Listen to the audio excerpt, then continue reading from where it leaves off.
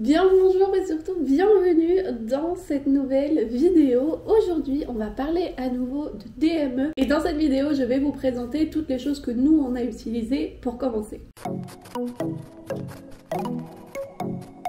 Cette vidéo fait partie d'une petite série sur la DME, donc si jamais il y a d'autres sujets qui vous intéressent, n'hésitez pas à regarder dans la playlist que je vous mets en barre d'infos, peut-être que vous y trouverez votre réponse. Et aujourd'hui, je vais vous présenter toutes les petites choses que nous on a utilisées personnellement quand on a commencé cette aventure qui est la DME il y a maintenant plus d'un an, puisque mon fils a maintenant plus d'un an et demi et qu'on a commencé vers 6 mois, donc vraiment ça va être le matériel qu'on a utilisé tout au début. Je vais vous montrer aussi comment le matériel a évolué au fil du temps, mais vous allez voir, c'est vraiment assez minimaliste et il faut pas grand chose. C'est pas du tout censé être une liste rigide et dogmatique, vraiment plutôt des conseils si jamais vous commencez et que vous n'avez aucune idée comment vous lancer dans cette aventure.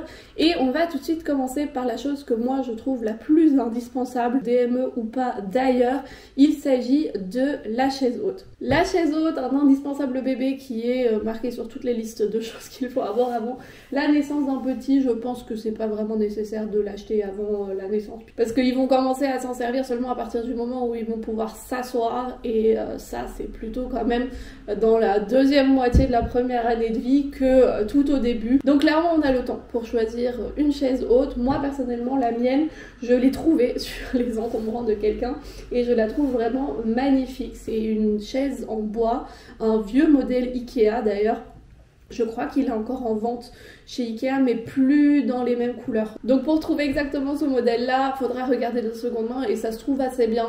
Je suis très bien placée pour savoir ça puisque je suis actuellement en recherche d'une deuxième chaise pour bébé numéro 2 et comme j'aime bien celle-ci, j'aimerais bien avoir la même, quoique celle-ci n'est pas la plus idéale pour une évolution dans le temps. Parce que le premier des deux critères que j'ai pour choisir une bonne chaise haute, ce serait qu'elle soit évolutive pour qu'elle puisse en fait grandir avec l'enfant.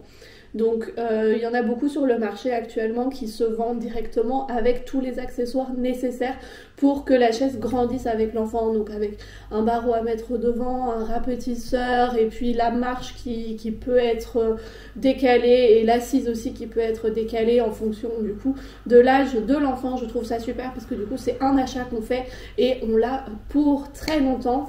Ici comme vous le voyez, l'assise ne peut pas être du tout décalée, elle est à la même hauteur.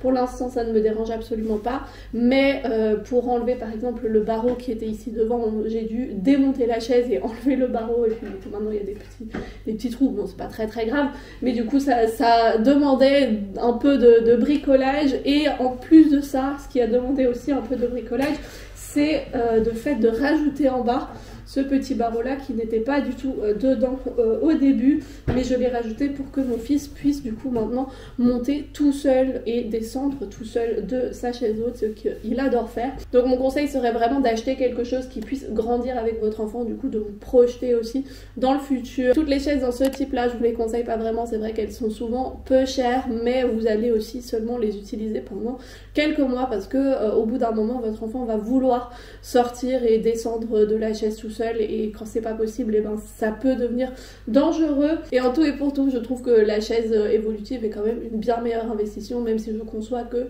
c'est pas toujours les plus beaux modèles de chaises hautes que l'on peut trouver. Mais bon, la beauté n'est pas toujours le critère principal, d'ailleurs ce n'est pas du tout mon second critère pour choisir une chaise haute. Le second critère que j'ai, ce serait la facilité de nettoyage. Sincèrement, si vous voulez vous-même vous donner un coup de pouce pour plus tard, choisissez une chaise haute qui est facile à nettoyer parce que avec la DME, les enfants en mettent vraiment partout. Et quand je pense aux chaises hautes qui ont des espèces d'inserts en tissu ou des formes un peu ergonomiques avec des trucs qui dépassent, des petits, enfin bref, qui ont plein de trucs inutiles qui sont sur la chaise en fait, et ben c'est toutes des choses que vous allez devoir nettoyer, surtout les inserts en tissu. Je trouve ça vraiment une abomination sur les chaises parce que bah du coup va falloir le laver régulièrement et ça n'a aucun intérêt.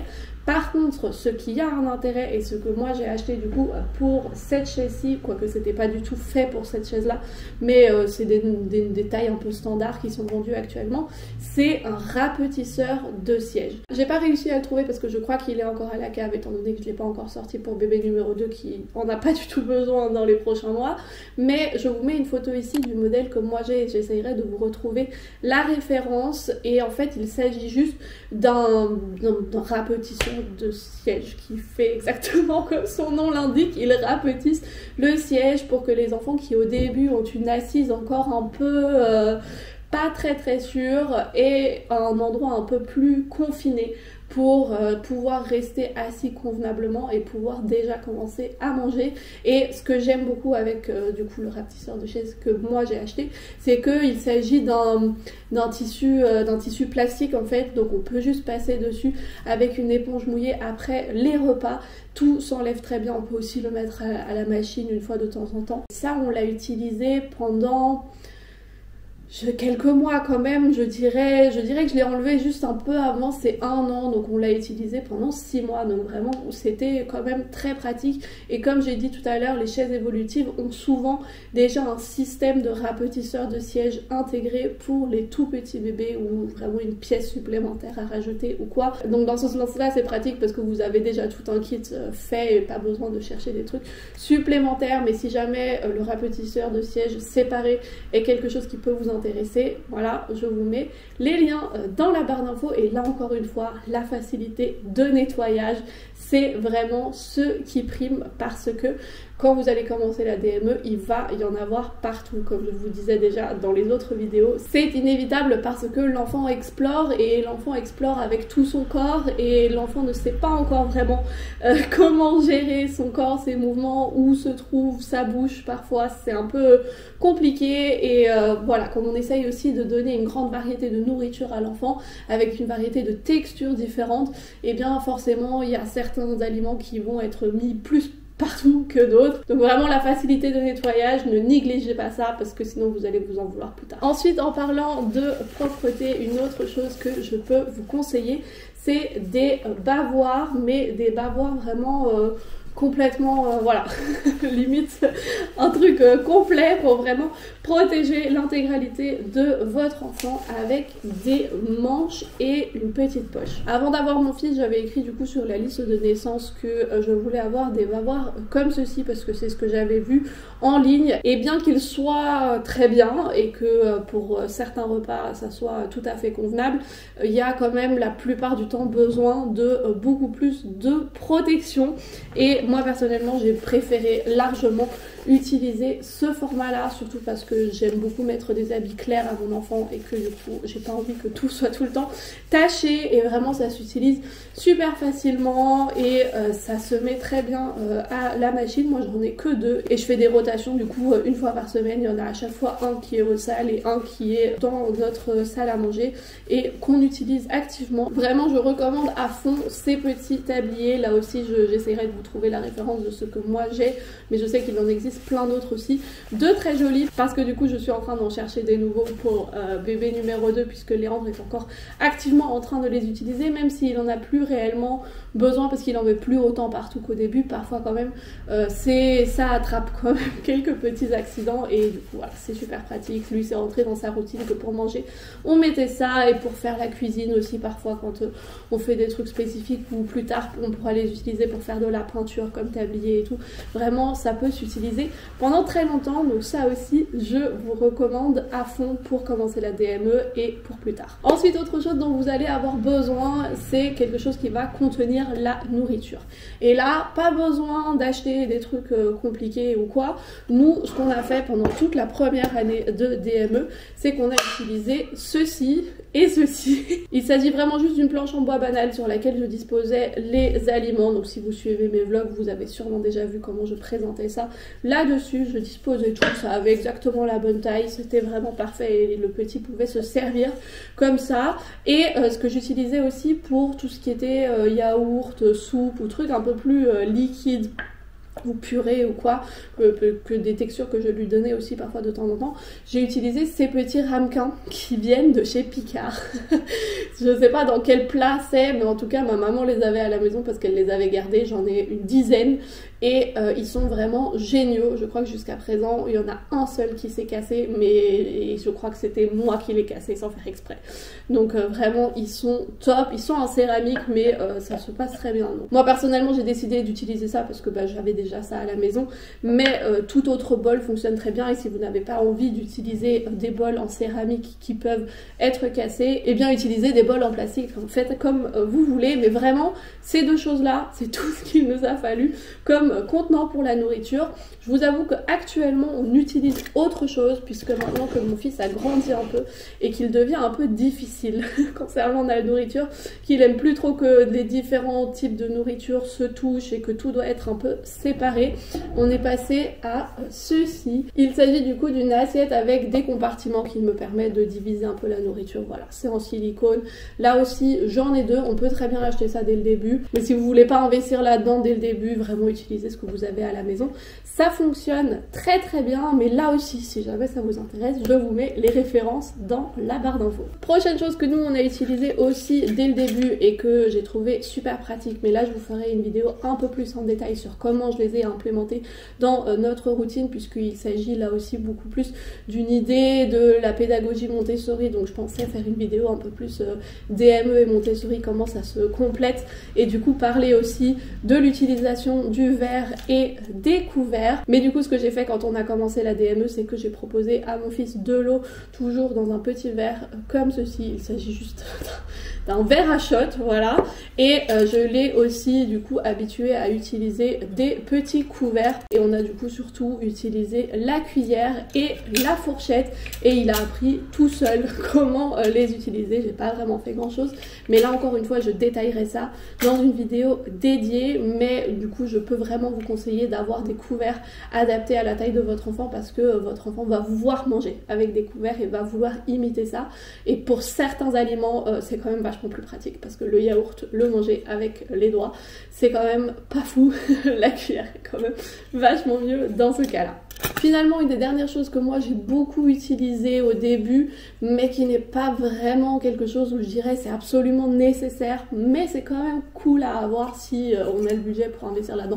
Enfin, quoi que le budget, c'est quelques euros, mais je sais que tous les trucs qu'on doit acheter pour un enfant, quelques euros par-ci, quelques euros par-là, au final, ça fait quand même tout un budget.